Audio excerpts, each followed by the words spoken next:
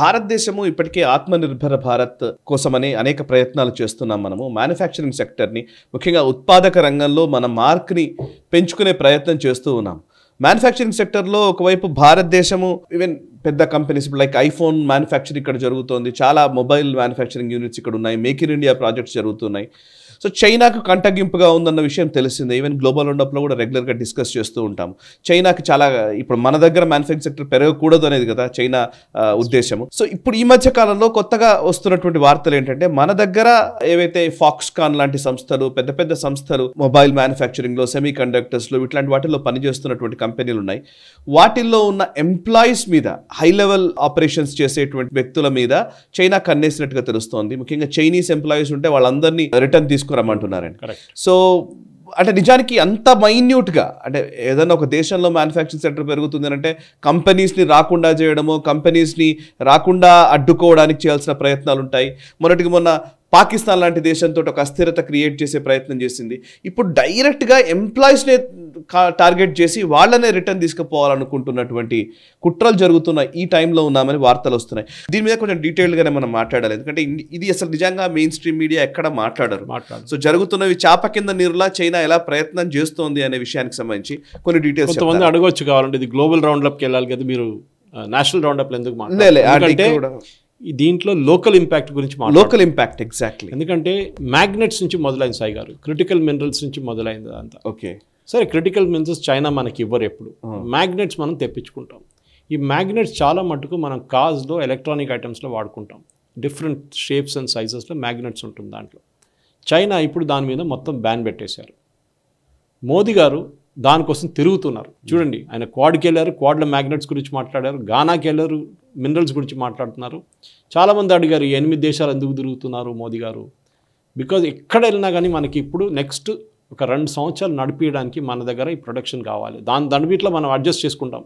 ఎక్కడి నుంచో మనం ప్రొడక్షన్ ఇండియాలో స్టార్ట్ చేసుకోవచ్చు. కానీ చైనా ఈ సప్లై చైన్ ఇప్పుడు కాదు సాయి గారు, మీకు గుర్తుంటుంది కోవిడ్ టైం నుంచి చైనా ఏమో సప్లై చైన్ మీద మొత్తం కంట్రోల్ పెట్టుకున్నారు. హైదరాబాద్ డ్రగ్ కంపెనీస్ ఏపీఐ ఈ ఫార్ములేషన్స్ అంతా మనం ముందు ఇక్కడ తయారు చేస్తుండే, తర్వాత మనం వాల్యూ యాడెడ్ ప్రొడక్ట్స్కి వెళ్ళిపోయినప్పుడు ఏపీఐ పక్కన పెట్టేస్తాం. చైనా దగ్గర ఇప్పుడు కూడా ఏపీఎస్ ఉన్నాయి. వాళ్ళు మనకి డ్రగ్ అంటే రా మెటీరియల్ డ్రగ్స్కి బంద్ చేస్తారు కోవిడ్ టైంలో.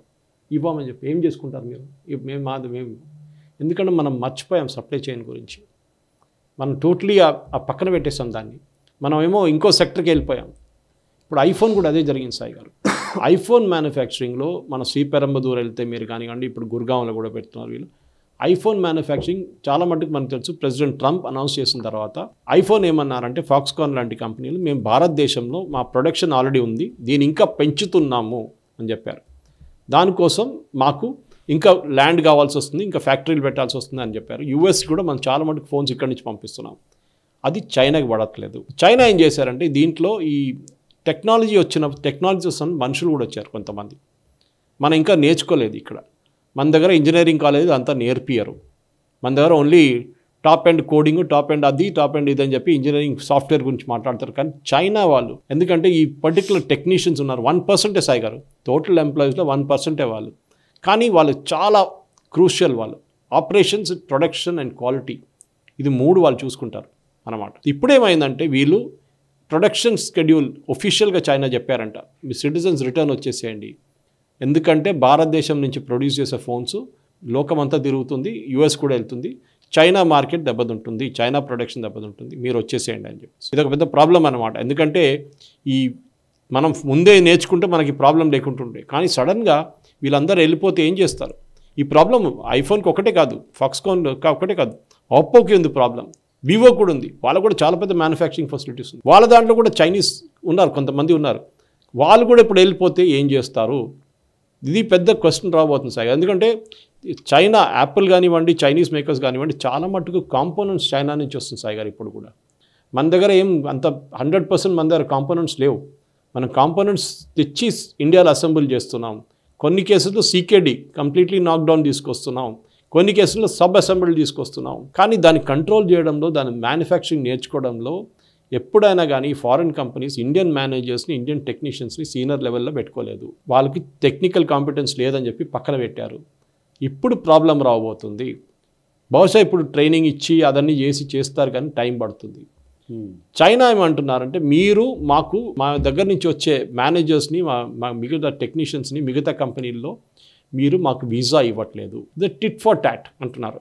ఎందుకంటే బిజినెస్ వీసాస్ ఇవ్వరు, మీరు ఇండియా ఇవ్వట్లేదు. మనది ఎస్పెషలీ గల్వాన్ తర్వాత వీసాస్ మీద చాలా రెస్ట్రిక్షన్ పెట్టాం. ఇప్పుడు ఆపరేషన్ సింధూర్ తర్వాత ఇంకా ఎక్కువ పెట్టాం. ఎందుకంటే చైనా ఆపరేషన్ సింధూర్లో డైరెక్ట్ పాకిస్తాన్ సపోర్ట్ చేశారు దానికోసం. సో గవర్నమెంట్ ఏమంటున్నారంటే మేము ఒక డీటెయిల్ రిపోర్ట్ అడిగాం దీని గురించి. ఇంకోటి ఇది కూడా కాదు సాయి గారు, మన ముంబై మెట్రో కోసం డ్రిల్లింగ్ కోసం పెద్ద ఒక మిషన్, జర్మన్ మిషన్ యాక్చువల్, అది కానీ చైనాలో ప్రొడ్యూస్ అవుతుంది. అది జర్మన్ కంపెనీ చైనాలో ప్రొడ్యూస్ చేస్తున్నారు. ఆ మిషన్ పోర్ట్లో పడింది, అక్కడ చైనీస్ పోర్ట్లో పడింది ఒకటి, ఇక్కడికి రావట్లేదు. అది వాళ్ళు ఆపేశారు అక్కడ పోర్ట్ దగ్గర, షిప్ మీద ఇంకా ఎక్కియలేదు అది. దాంతో మనం బుల్లెట్ ట్రైన్ ప్రాజెక్ట్ కానివ్వండి, ముంబై మెట్రో ప్రాజెక్ట్ కానీ రెండు దెబ్బతిన్నది. డెఫినెట్గా చైనా ఏమంటుంది, they are trying the best, భారతదేశం పైకి రాకూడదు, వస్తే మాకు థ్రెట్, కెపాసిటీ బిల్డింగ్ పెడితే మాకు థ్రెట్ అని చెప్పి చైనీస్ చాలా మటుకు ప్రాబ్లం, వాళ్ళు యాక్చువల్ ప్రాబ్లం సార్. ఎందుకంటే ఈ కంపెనీలు ఎక్కడెక్కడ కర్ణాటకలో ఉంది, తమిళనాడులో ఉన్నాయి, కొత్త కొత్త ప్లేసెస్కి వెళ్తున్నారు. So there is a massive pressure on Foxconn. Foxconn ఏమో టైవానీస్ కంపెనీ యాక్చువల్లీ, కానీ చైనీస్ వాళ్ళని టెక్నీషియన్స్ పెట్టుకుంటారు వాళ్ళు. సో ఈ మ్యాగ్నెట్ ప్రాబ్లం కానివ్వండి, ఈ డ్రిల్లింగ్ మిషన్ ప్రాబ్లం కానివ్వండి, మిగతా చాలా క్రిటికల్ ఎక్విప్మెంట్ కూడా చైనా ఆపేస్తున్నారు. ఇది మన తప్పు. మనం ఇదంతా చేసుకోలేదు ముందు. మనకి 15-20 సంవత్సరాల ముందు నుంచి ఇది మొదలు పెట్టాలండి. మనం చైనా మీద డిపెండ్ అయ్యి అన్నీ అక్కడి నుంచి తెచ్చుకొని ఇప్పుడు వాళ్ళు కావాలన్నప్పుడు ట్యాప్ ఆఫ్ చేసేస్తున్నారు. This is a lesson. Supply చైన్ని డిస్టర్బ్ చేయాలంటే, ఎందుకంటే మీరు ఒక కార్ తయారు చేస్తున్నప్పుడు దాంట్లో 2000, 3000, 4000 పార్ట్స్ ఉంటాయి దాంట్లో.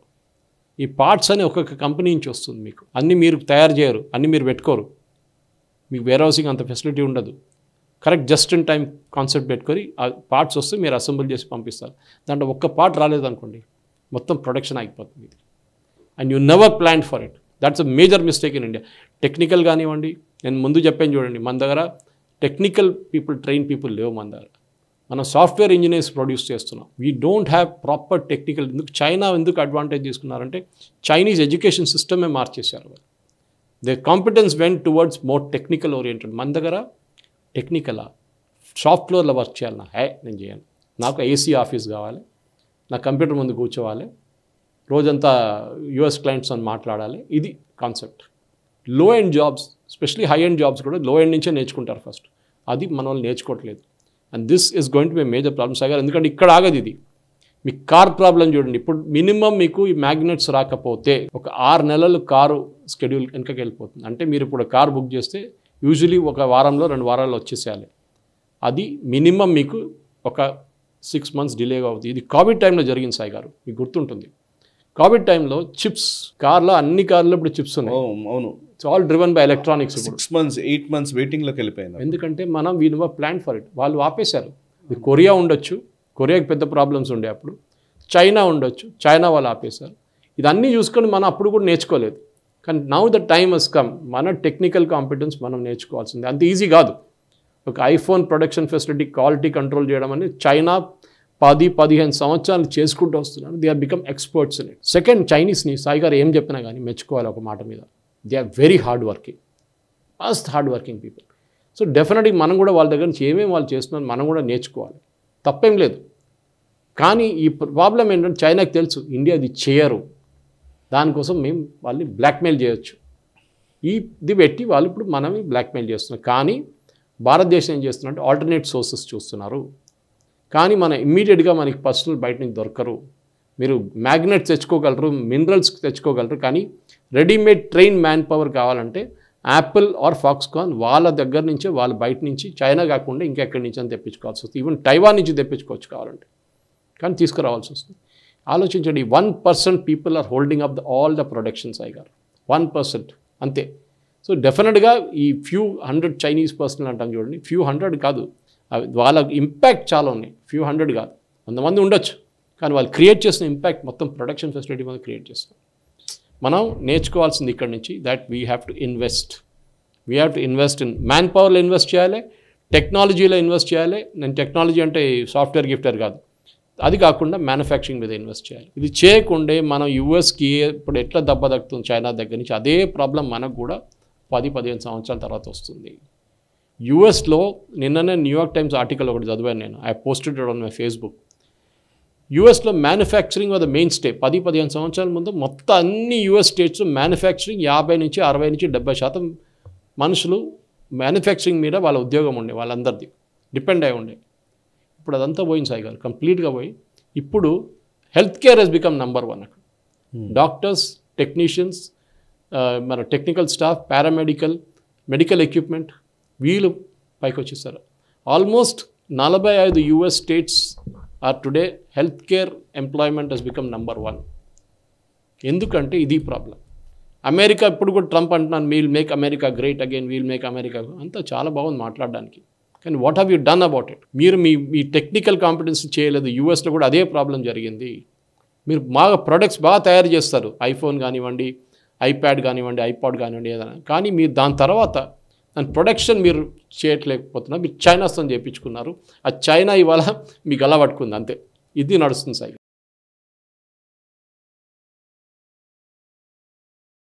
ఈ వీడియో మీకు నచ్చినట్టయితే లైక్ చేయండి, 10 మందికి షేర్ చేయండి. అలాగే కామెంట్ల రూపంలో మీ అభిప్రాయాలను మాతో పంచుకోండి. Nationalist hub group of channels ను సబ్స్క్రైబ్ చేసుకుని తెలుగునాట జాతీయవాద జర్నలిజాన్ని ప్రోత్సహించండి. ఈ వీడియో కింద ఉన్న బెల్ ఐకాన్ పై క్లిక్ చేయడం మర్చిపోవద్దు.